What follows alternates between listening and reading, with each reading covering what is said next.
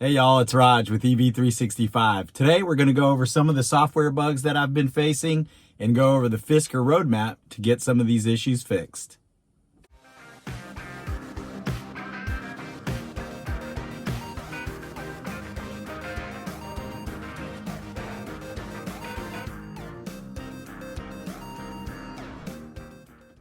All right, y'all, so here we are inside of the Fisker, a vehicle that we still really enjoy driving.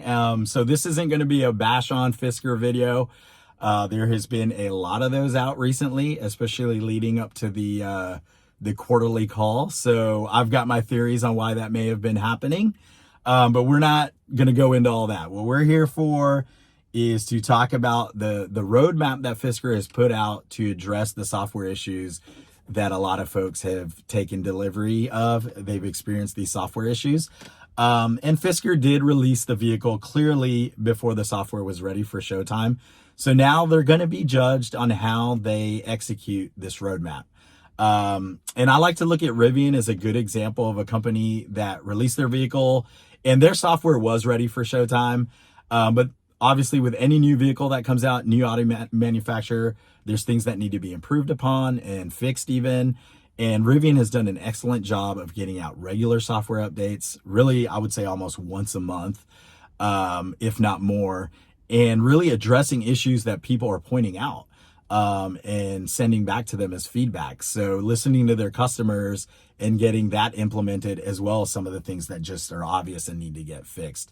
So the roadmap that Fisker has put out kind of speaks to the idea that they want to do the same thing. And so we will be judging them based on how well they execute this roadmap. And hopefully they're able to execute it well. There's talk of them merging with Nissan or with some OEM to get additional financial backing. So hopefully they're able to do something like that.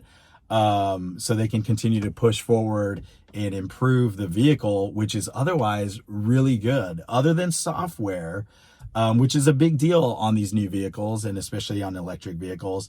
But other than that, the vehicle itself really is a good vehicle and it drives really well. Like one of the better vehicles that I've driven. It's so smooth, it handles well, it feels tight, and it's just built well in general. So everything hinges on them getting this software fixed. And if they can do that, I think they're going to have a really good vehicle that people will be interested in. But me being somebody who's used to being an early adopter, being used to being in new EVs from new auto manufacturers, it doesn't stress me out as much when I've got these issues. I know it's something we can work through, and the company can work through with you. But for somebody who's new to EVs or is not used to being an early adopter, this can be really stressful and kind of make them feel really disappointed on spending that kind of money on a vehicle and then having all these issues show up on their vehicles. So then what I want to point out is just the issues that I've been having software related with the vehicle. And honestly, there's no hardware related issues that I'm having unless maybe you count the key. Which the key does seem to have issues being detected by the vehicle. And that may be all software, but it does also seem like there's something with the battery. It's either draining the battery super fast or it's the battery just doesn't fit in there right. So sometimes it's loose and it's not being detected by the key or providing power to the key. So sometimes when you're outside, you're having to hit unlock multiple times. Or even when you get in the vehicle, you'll get an alert that says the key's not detected. And then you got to put it up against this NFC reader for it to detect. And only then can you get into reverse or drive. And that's kind of a big annoyance, because if you're in a situation where you need to stop the vehicle, park, let people in and out of the car, and then get back into drive and not hold up traffic, like say a car rider line when you're dropping kids off at school, it could put you in a situation where you're holding up traffic. And even my delivery driver, when he delivered the vehicle, was messing around with that to get it out of his truck. And so that's just something they do need to fix. If it's a hardware issue with the key, it needs to be addressed. And obviously if it's software, it needs to be addressed immediately. And the other immediate fix that I think they need to do is sometimes when I go into reverse and I'm backing out of the driveway and I go into drive, it'll pop into park on its own. And that's only happened a couple of times. But if that happened, not in my driveway or not while I'm backing out in my neighborhood and out in the middle of traffic somewhere, that could be pretty dangerous. And so then the other major software thing that they need to address, and it looks like they will address this in that first update, or at least in the first couple of updates, is you just get a whole bunch of errors popping up all the time while you're driving. And Fisker has said this is just because the system is maybe overly sensitive. And for the most part, it doesn't keep you from using the vehicle, but it does keep some functions from working. So the biggest alert that you get that will give people anxiety is you get stuff about the braking system not working. And you get alerts for that. That I haven't seen has affected braking or anything like that. But obviously that's something that's going to stress people out if they see alerts like that popping up on their screen.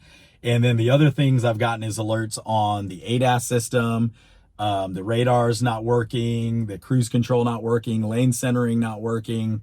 And I've seen that has affected the actual functionality of that stuff, where lane centering just goes off or adaptive cruise control doesn't work. So those to me are things that do impact driving, or at least impact the psyche of the driver to be concerned if things are working or not. So those need to be addressed immediately. And it does sound like from the roadmap that that's stuff that they are looking at and should get fixed. So I'm excited to at least get the software 11 update and then the software 2.0. And I think at that point, we should address a lot of those issues. So that's why I'm putting this video together, is basically to kind of document my journey as we do these software updates and see how it goes. And then obviously also document how well Fisker is doing with sticking to the roadmap and getting those updates out to everybody in a smooth and quick way. So yeah, tune into the channel and we'll provide, one update every time we get a software update, and let you know how those changes take effect. So thanks for tuning in, guys. Let me know if you have any questions or if there's anything specific you want me to look at with the software in the comments below. Hang loose, y'all.